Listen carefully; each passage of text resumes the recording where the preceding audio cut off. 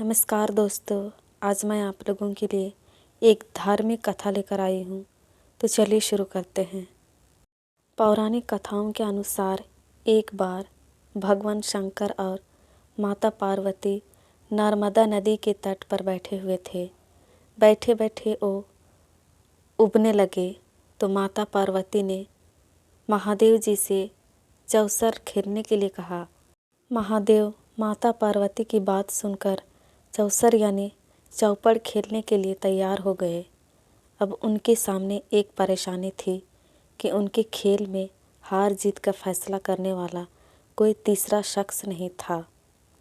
इसका हल निकालने के लिए शंकर महादेव ने आसपास से घास के एक तिनके इकट्ठे किए और उससे एक पुतला बना दिया। फिर उसमें जान डालकर उससे कहा, हे पुत्र, मैं पार्वती के साथ चौपड़ खेलूँगा और तुम हम दोनों के खेल के साक्षी बनोगे। खेल के अंत में कौन विजयी होता है, तुम्हें इसका निर्णय करना होगा। उस पुतले से इतना कहने के बाद महादेव और माता पार्वती ने चौपड़ का खेल खेलना शुरू कर दिया। दोनों ने बारी बारी से 3 बार चौपड़ का खेल खेला और संयोग से तीनों ही बार माता पार्वती की जीत हुई।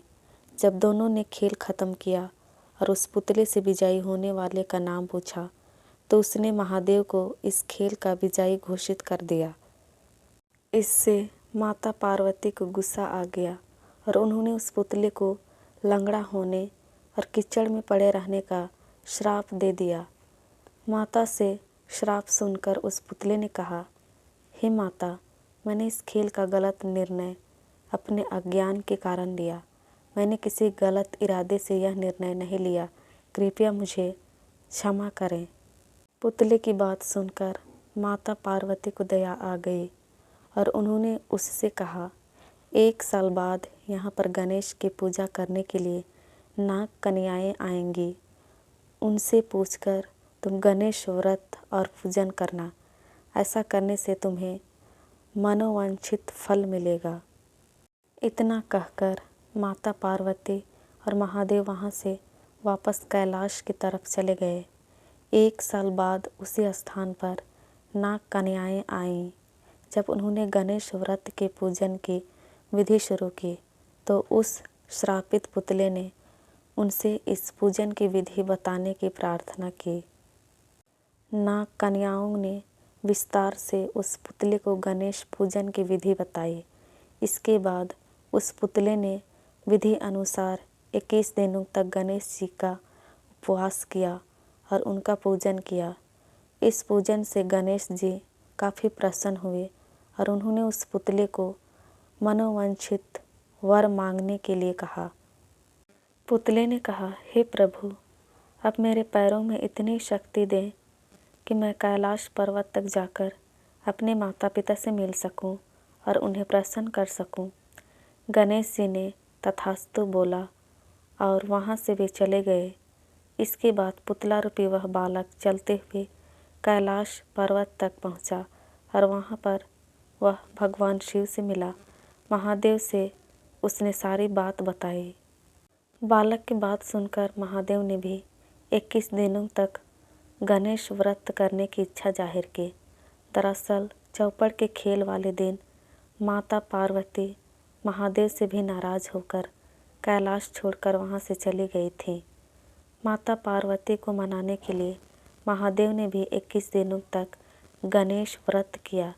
ऐसा करने से माता पार्वती 21वें दिन कैलाश पर्वत वापस आ गई और उनके मन में महादेव के लिए जो नाराज़गी थी वो भी ख़त्म हो गई। माता पार्वती के वापस आने पर महादेव ने सारी बात उन्हें बताई। यह सुनकर माता पार्वती के मन में भी अपने बड़े पुत्र कार्तिकेय से मिलने की इच्छा उत्पन्न हुई। उन्होंने 21 दिनों तक गणेश व्रत करने का निर्णय लिया। उस पुतले रूपी बालक द्वारा बताई गई विधि के अनुसार माता पार्वती ने 21 दिनों तक गणेश जी का उपवास किया और विधि से पूजा अर्चना भी की। व्रत के 21वें दिन ही कार्तिकेय खुद ही अपनी माता पार्वती से मिलने के लिए कैलाश पर आ गए। आगे चलकर इस कथा और व्रत के बारे में कार्तिकेय ने विश्वामित्र जी को भी बताया।